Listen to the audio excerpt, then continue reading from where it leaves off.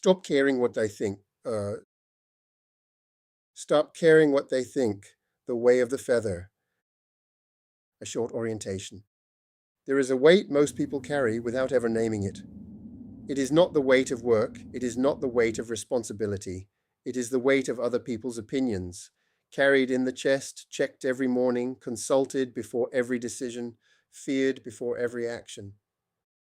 You already know what this feels like. You know the pause before you speak, the second guessing after, the replaying of a conversation at 2 in the morning, editing what you said, what they thought, what it meant. This is not weakness. This is not a character flaw. This is a design flaw, a way of living that was never going to hold. The trap is every culture has a version of the same instruction: fit in, be agreeable, don't stand out, don't make people uncomfortable, don't say the wrong thing. The instruction is ancient. It kept tribes functional. It kept villages from tearing themselves apart. It kept you alive in a world where exile meant death. But that world is gone, and the instruction remains.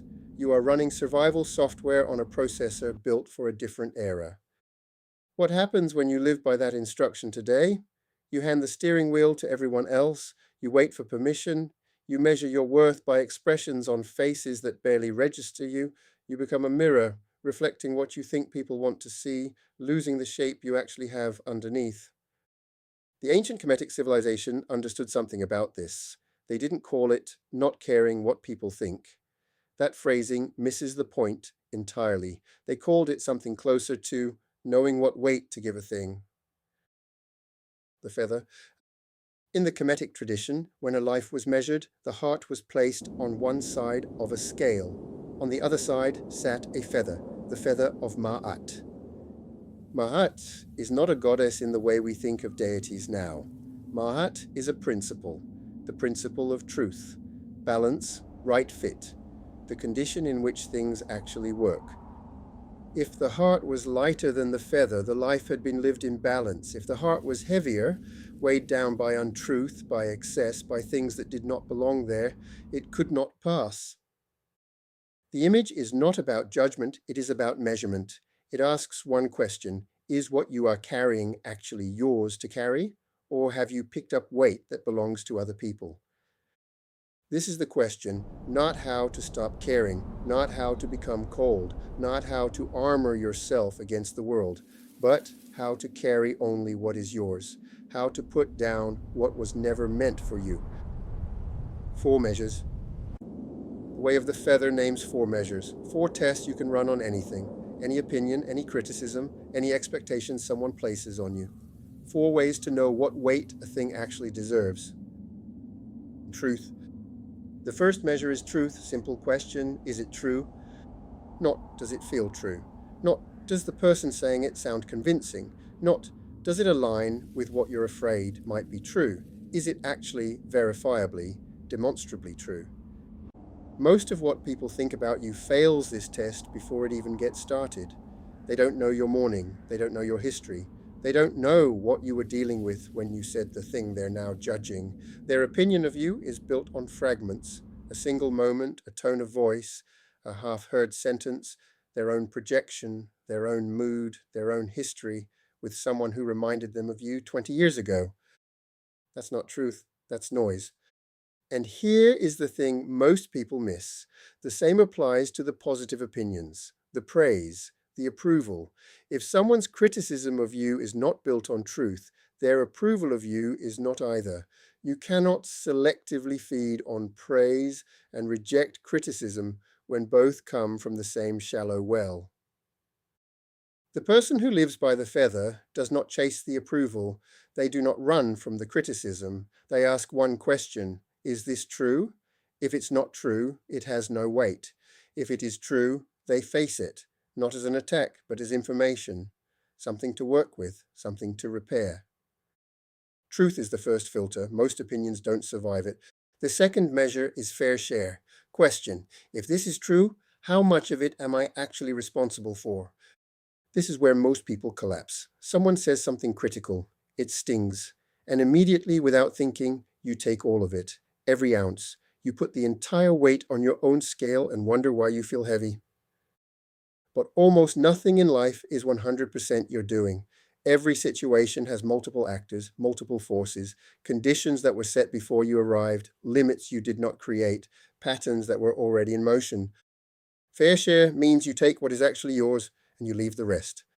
If someone is upset with you, ask, what portion of this is my action, and what portion is their expectation, their mood, their history, their unmet need that has nothing to do with me? You're not responsible for the entire emotional weather system of every person you encounter. You are responsible for your action, your word, your intention. The rest is not your cargo. Fair share is not about deflecting blame. It is about bearing only what you actually owe. Nothing more, nothing less. Right size. The third measure is right size. Question. Even if this is true, and even if it's my share, how big does my response need to be? Is this a 5-alarm fire, or is this a candle? We are taught to react quickly. The world rewards speed. The inbox demands it. The notification demands it. The person in front of you expects an immediate answer, an immediate apology, an immediate fix. But speed and proportion are not the same thing. You can respond fast to something small and still over-respond. You can take 3 days to address something large and still get the proportion right. The question is not how fast. The question is how much. Someone says something cutting. You could spend the next hour replaying it.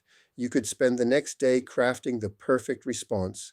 You could spend the next week telling everyone who will listen what they said and how wrong they were. Or you could say, this hurt. I'll sit with it for 5 minutes, then I'll decide if it needs anything more. Most things don't. Most things dissolve if you don't feed them your attention. Right size is about matching your energy to the actual size of the event, not the size of your fear about the event. Lasting value. The fourth measure is lasting value. Question. Will this matter in 6 months? Will my response to this build something that holds, or will it just spend energy that I can't get back? This is the long arc.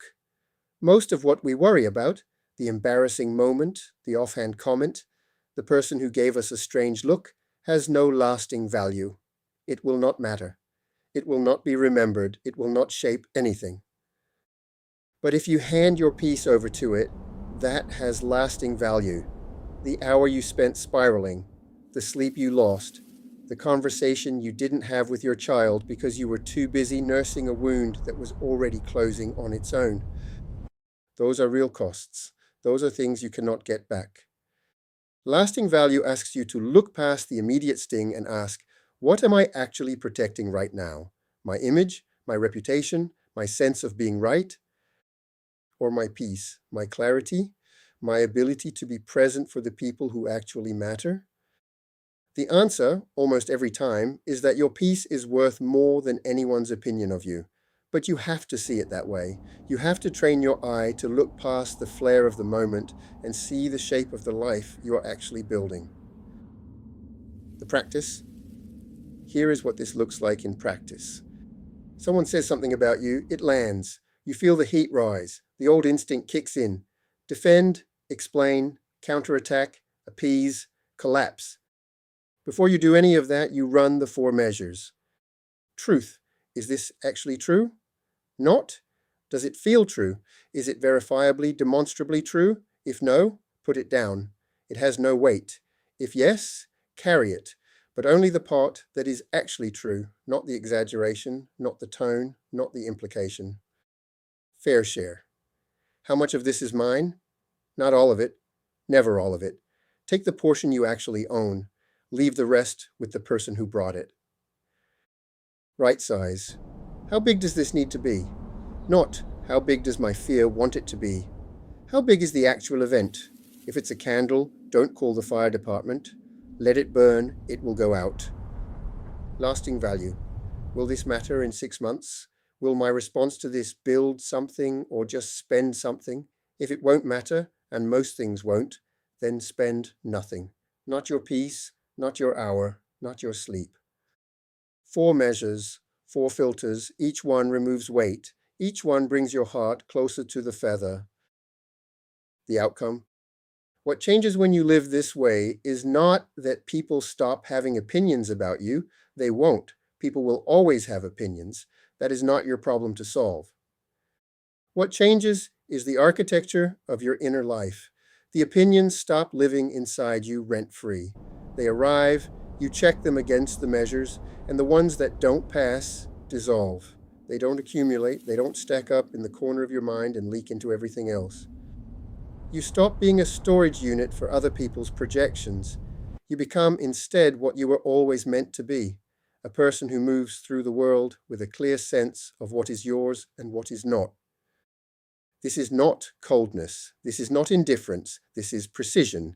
It is the skill of giving each thing its proper weight. No more, no less. The ancient Kemetic image holds, the heart on one side, the feather on the other. The question is not whether you are perfect. The question is whether what you are carrying is actually yours. Close. If this way of looking at things feels useful, carry it with you. Try it the next time an opinion lands heavy. Run the 4 measures, see what stays and what dissolves. If it doesn't feel useful, that's fine. Nothing is lost. The feather does not demand belief. It asks only that you measure. The way of the feather is a way of seeing, not a philosophy, not a promise, not a final answer. Just a way of looking at what is actually happening, clearly enough to act with less strain. And if you want to go deeper, the next video is all ready.